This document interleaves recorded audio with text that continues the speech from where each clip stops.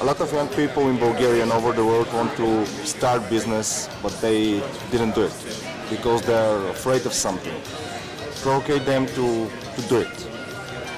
Is it okay?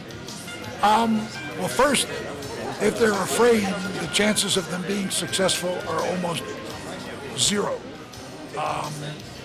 Because it takes a tremendous amount of courage and drive to get through the many sort of problems any startup is going to encounter.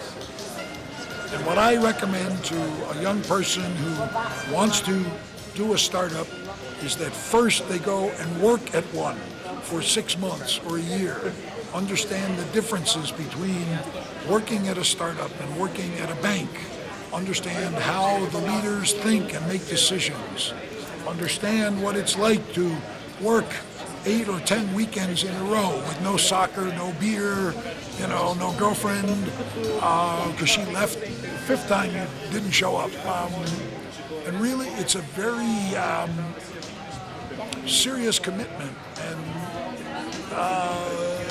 it's right now, unfortunately, very cool.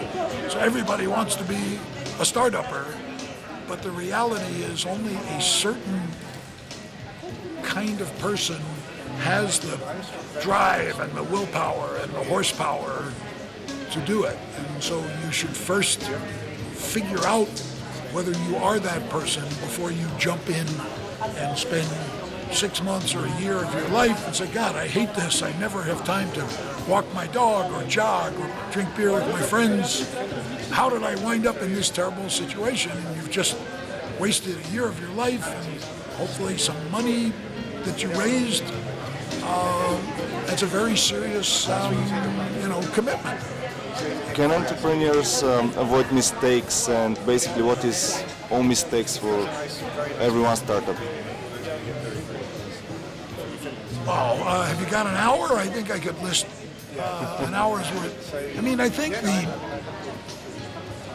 the biggest mistake is usually not listening to your customers. If your customers aren't showing real enthusiasm for what you're doing, figure out what you need to do to make them more enthusiastic, or maybe you should be talking to other customers. And I think the other mistake sort of is impatience. I'm in a hurry to launch my product, so I don't make it great, I don't finish it, it's buggy, it doesn't do what my customers told me they wanted it to do. But I'm a startup, I need to sell stuff. And so most startups fail because they try to launch and scale too fast before they really understand their customers, the market, or even the product that they build. And that brings, many of them down. I think the other is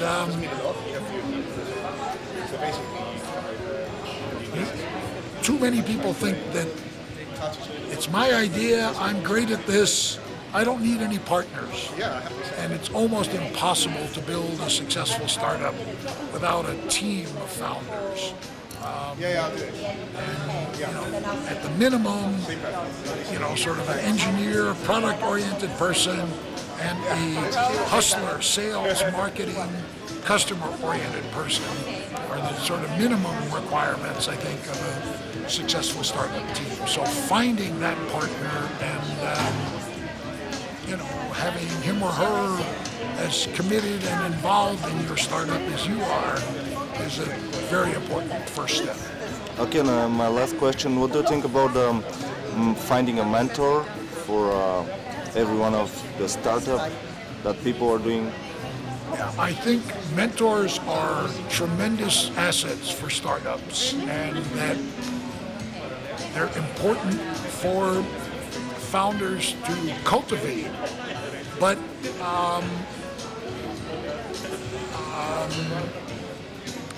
what you want the most is a mentor who is really only interested in your success, not in having stock in your company or a fee for their service. So A, they're hard to find. B, you have to give something back. So whether it's helping them with their business or helping a charity that they believe in. It's got to be an exchange. Mentorship can't be a one-way deal, or it will fall apart, very quickly. But mentors are a very powerful asset to startup founders. Being the founder of a startup is like the loneliest job on the planet. And so finding people who will give you their time only in hopes that they help you succeed is sort of critically important. In fact, I still have a mentor. My mentor is 85 years old. Wow. And he has made many, many millions of dollars. He was the CEO of a huge publishing company. And he worked for me for about 4 or 5 years, about 10, 15 years ago. And the reason he's my mentor now is because he's still teaching me important life lessons. And my gift to him is telling him what's going on in the startup community, in the tech marketing world, which are all interesting to him. And the reason at 65 years old I feel I still benefit from a mentor is because this 80-something-year-old man scares me.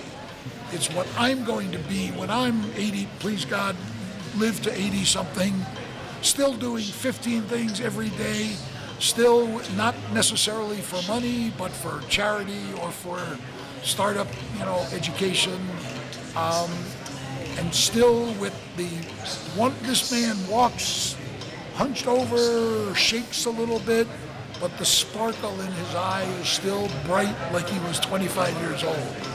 And so one thing startup people should remember is sometimes the best mentor is your peer. It's someone at another startup who has a different set of skills, and you can mentor each other. You teach me about software development, I teach you about sales and marketing. I help your company grow, you help my company grow. So don't assume that your mentor needs to be an old woman or an old guy. It can be somebody standing right over there. Thank you very much. Okay.